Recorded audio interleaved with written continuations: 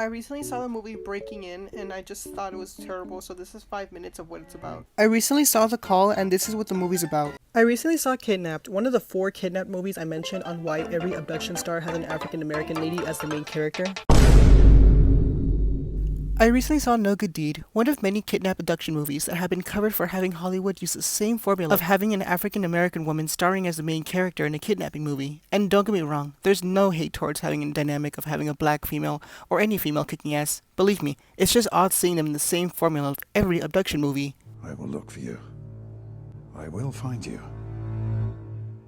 And I will kill you. Yeah, shit. But anyways, the movie starts off with a news reporter talking about what our antagonist has done. He was arrested for the fatal barroom brawl that would lead to his manslaughter conviction. Is up for parole today. Huh, good luck with that. When one of the most feared men in the annals of state history might walk after having served only 5 years in prison for manslaughter. Oh, yeah. Welcome to America. He gets his request for parole declined, but yet brilliantly escapes. We have our main character named Terry. She has a friend that doesn't respect her house rules, and she just barges in like she owns the damn place. She has no problem stealing food from others, as well as assuming the Hispanic gardener's name. Hey, Javier. Her friend's name is Meg, and she's known to be a no-chill horny she-devil at some points. Ooh, maybe I should remodel.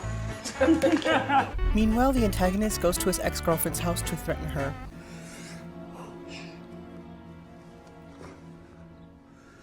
What the hell was that? But I don't get why is she just chilling there while he's distracted. Why did it take him so much of a short delay to respond while she's escaping? Hey! Hey! And in the first encounter, he looks incredibly dehydrated as he reaches for some water in the fridge. But he was already waiting for her in the house. You know, I found this on your bed. But he was already in the house waiting for her, so why didn't he drink water before he got to her? Was he just being there to be all dramatic and suspenseful? So extra. You murdered a man. Manslaughter in the eyes of the law is very, very different. Not really. He kills his ex-girlfriend, and then the movie starts developing itself into a suspenseful movie by having the weather start to rain. Oh yeah, and a thunderstorm, because you can't have a suspenseful movie without some thunderstorms. He crashes his car and finally makes it to our main actress. Hello? Wait, if he rang the doorbell, why is he just standing over there? What? Look at this weird scene. I feel like they pulled some Toy Story 3 shit on us because at one scene, he's not there, but literally 2 seconds later in the same shot, he just appears. I'm like, what? I start to question the mom's intelligence in this film because I don't understand why she would handle a keys to a full grown-ass man adult she just met literally 5 minutes ago. As time passes by, they keep flirting with each other until her best friend from earlier in the movie, Meg, finally just starts to show up, and yet still has no chill. What's your address? Come on. What is it? My address. Yeah, which house are you in? Later they go to the garage and for some reason, he starts to manipulate her. I don't understand why, but he kills her anyway. Terry starts to get suspicious and decides to call 911, but can't because somebody cut the cord. Her thinking skills are kind of bad because she saw the man with the gun early on in the film, but when she decides to knock him out, she doesn't take the gun away from him. She just goes back to her kids and then she tries to go where the exit where he's located. What the hell, lady? I understand her children are more important, but just go for the gun. That's all you need. After a long sadistic scene and playing mind games, Terry finally gets up close and says, I want to do this. which he responds. Don't flatter yourself. So then she gets butthurt and decides to pull the same stunt again by knocking him out and running away again without getting the gun like last time. She finally manages to call 911 and stab Colin by wounding him, but then he abducts the family.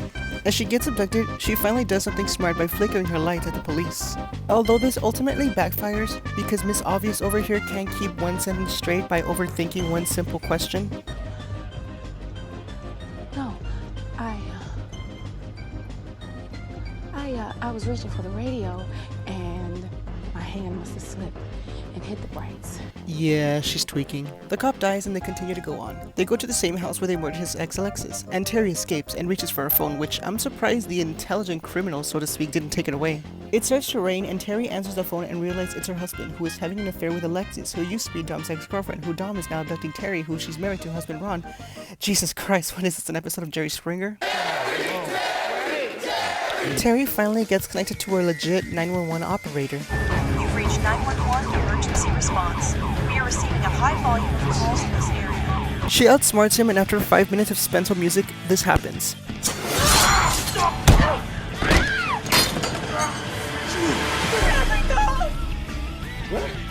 he's on his way. I know why you killed him. What? Why is she bargaining with the burglar? Oh my god, why can you bargain with him without stabbing him? Like, what was the point of that? What is up with these ladies bargaining with their burglars? Look at the scene. She knocks him out yet again. Oh god, who edited this? It's like they would assume nobody would notice, but my intelligence has been insulted. She finally out-wrestles him and finally shoots him dead.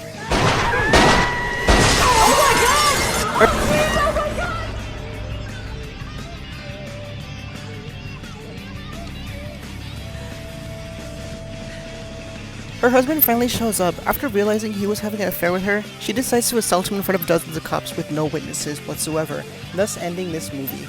And that was no good deed.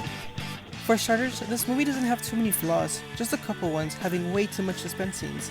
I know there were only 2 main characters, but it just gets kinda dull when it's the same scene in an environmental setting, like Terry's house. The other flaw is basically that bad editing. Yeah, if you're gonna be a professional Hollywood-made movie, there shouldn't be any bad edits like this, where people can point out the obvious. Come on now. Taraji P. Henson played a great mother in distress. She's a great actress in my opinion, and she did a great job alongside Idris Elba, who did great in the film as well. Their chemistry was so great on screen. The plot and story is simple, and people would probably enjoy it. It's a decent thriller for a pretty good afternoon, I'd say, because it's not too good for a thriller, but it's still entertaining to watch. So with all that said out of the way, I give No Good Deed 7 horny, no chill friends out of 10. It's an entertaining movie to watch, but it's not that great either. I'm just glad that there isn't any more abduction movies that carry on the same formula from the last 4 videos that I covered. No! But I do think sex is like going to the gym. You should do it every day and never use the same equipment 2 days in a row. Wow.